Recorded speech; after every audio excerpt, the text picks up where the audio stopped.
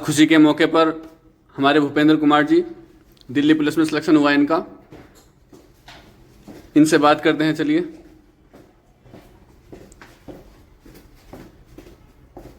Congratulation. शुक्रिया भैया। बैठो। भूपेंद्र, आपका सफर कैसा रहा यहाँ तक का? सर बहुत बड़ा कठिनाई होगा, मेहनत वाला, और आपकी कृपा और गुरु जी की कृपा की वजह से। ये सब कृपा इस मंदिर की है जहाँ हम बैठकर पढ़ाई करते हैं, क्योंकि ये विद्या का मंदिर है। हमने इसको एक ही नाम दे रखा है कि ये विद्या का मंदिर है। यहाँ बैठकर हमने आज तक डिसिप्लिन में कोई कमी आने दी है ना। और आप हमसे शुरू से जुड़े हुए हो, तो क्या क्या आपने मेहनत की यहाँ पर? मेहनत, मैं यहाँ पे लगभग 2022 में आया था। उससे पहले मेरा कोई एग्ज़ाम क्रैक नहीं हुआ था। उसके बाद मेरा जो सबसे पहला एग्ज़ाम निकला था वो CRPF हेड कांस्टेबल निकला था। उसके बाद मतलब मेरे अभी तक टोटल 6 एग्ज़ाम क्रैक हुए हैं, जिसमें मेरा दिल्ली पुलिस में फाइनल सिलेक्शन हुआ है, जो मेरी 18 में ज्वाइनिंग है। सब भैया की कृपा और आर की यूनिक लाइब्रेरी की वजह से हुआ है, और मेरे गुरुजनों की वजह से हुआ है। जैसा आपने अभी जाना, यहाँ आने के बाद भैया का रिटर्न क्वालिफाई होने लगे। क्यों होने लगे? क्योंकि यहाँ पर एक माहौल क्रिएट कर रखा है। डिसिप्लिन बिल्कुल भी यहाँ किसी की लापरवाही बर्दाश्त नहीं होती है। कोई भी डिसिप्लिन में अगर कोई दिक्कत करता है तो उसको बाहर निकाल के खड़ा कर दिया जाता है, फिर उसके पेरेंट्स से बात की जाती है। और दूसरी, हमारे यहाँ पर बहनों को और भाइयों को, छात्र छात्राओं को अलग बैठाया जाता है। एक साथ बैठाते हैं तो मन भटकता है, लेकिन यहाँ पर वही बच्चा पढ़ने के लिए आता है जिसने मन पढ़ाई में लगा रखा है। साथ ही पता करते हैं, भैया ने इस ज्वाइनिंग को प्राप्त करने के लिए काफ़ी दिक्कतों का सामना किया, क्योंकि हाथ पर टैटू होने के कारण इनको अनफिट कर दिया था। चलिए उसके बारे में जानते हैं इन्होंने क्या क्या प्रयास किया। तो भूपेंद्र, आपके हाथ पे टैटू होने के कारण आपको अनफिट कर दिया था। जी फिट होने के लिए आपने केस लड़ा, आपने बताया। तो उसके लिए आपने काफ़ी चक्कर काटे दिल्ली के। तो क्या क्या आपने सीखा वहाँ से? सर मेरा फाइनल सिलेक्शन लगभग जनवरी लास्ट में हुआ था, 31 में जी। लेकिन मुझे टैटू की वजह से अनफिट किया था। जो टैटू था उसके लिए मुझे टाइम नहीं दिया गया उसे निकल पाने के लिए। उसके बाद मैंने ट्रिब्यूनल में केस किया, वहाँ से मैं केस जीता।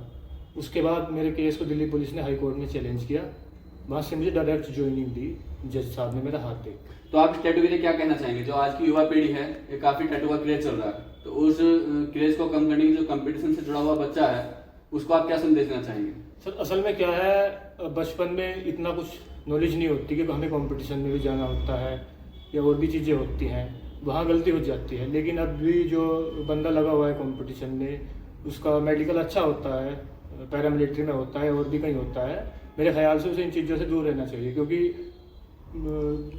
इस चीज़ को लेके भी और बाकी मतलब वायरस एड्स वगैरह उन चीज़ों में बहुत दिक्कत आती है। ये चीज़ ठीक नहीं है, क्योंकि मैंने अनुभव किया इन चीज़ों का। अच्छा, आपका टाइम शेड्यूल क्या था? आप कितना पढ़ते थे, कैसे पढ़ते थे? आपने बताया कि आपने काफ़ी रिटर्न क्वालिफाई किए, जैसे कि मैंने भी देखा आपने रिटर्न क्वालिफाई कर रखे हैं और अपने फिजिकल भी क्वालिफाई कर रखे हैं। तो आपका पढ़ाई के प्रति क्या टाइम टेबल था? सर मैं सुबह को लगभग 7:30 बजे अपनी लाइब्रेरी में आता था।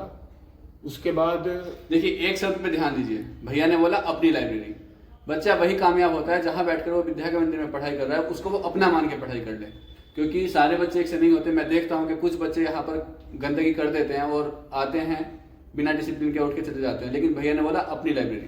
तो शब्दों पे ध्यान दें आप। तो सर मैं सुबह को 7:30 बजे लगभग अपने मंदिर अपनी लाइब्रेरी में आता था। उसके बाद मेरा लगभग 5 घंटे मैं यहाँ से उठता नहीं था लगातार कंटिन्यू, जो मेरा शेड्यूल था। उसके बाद मैं अपना खाना वाना खाता था पीछे। बहुत अच्छी व्यवस्था है यहाँ, हर चीज़ अवेलेबल है, पानी और खाना खाने के लिए सीट बेहतर है, पंखे, AC, हर चीज़ मतलब बहुत बढ़िया है। इसके बाद मैंने कोई लाइब्रेरी ज्वाइन नहीं की थी, सबसे पहले यही लाइब्रेरी ज्वाइन की थी। उसके बाद खाना खा के लगभग 5:30-6 बजे तक हम पढ़ते थे। मैं और अभिषेक आते थे, तब विशाल बाद में आया। बस यही था। उसके बाद सारे एग्जाम क्लियर हुए लगभग। इसमें आपको किन किन लोगों ने सपोर्ट किया? आपकी सक्सेस में किस लोगों का? सबसे पहला हाथ तो मेरे माँ बाप का है, बिल्कुल ठीक है। उसके बाद मेरे गुरुजनों का है, भगवान का है और आर की यूनिक लाइब्रेरी का। इन चीज़ों ने सपोर्ट किया। करंट अफेयर्स के लिए क्या पढ़ा था? करंट अफेयर के लिए सर मैंने गौरव कुमार और विकास कुमार, उनकी करंट जो विकास कुमार करंट अफेयर्स का वनडे का पेज आता है, वो वाला पढ़ा। काफी फायदेमंद होता है, उसके क्वेश्चन बहुत ज़्यादा फायदेमंद होता है जी। और कुमार गौरव भी पढ़े हैं मैंने, जो उत्कर्ष वाले हैं। बिल्कुल। और बाकी क्लास से ज़्यादातर जो लिए हैं RWA से लिए हैं। RWA की बहुत मेहनत है। इसके अलावा मैं अरुण सर रीजनिंग वाले, कैरियर बिल्ड वाले, और राकेश यादव से दिल्ली मुखर्जी नगर रख के पढ़ा हूँ। उसके बाद मैंने वहाँ से अपना कोर्स पूरा करके आर की यूनिक लाइब्रेरी ज्वाइन की है, यहाँ से मुझे सफलता मिली है फाइनल। चलो, बहुत बहुत शुभकामनाएं आपको। और प्रार्थना करते हैं कि आप इससे भी बड़े मुकाम पे पहुंचो, पढ़ाई भी लगातार रखना। जी ठीक है, ठीक है। मिलते हैं।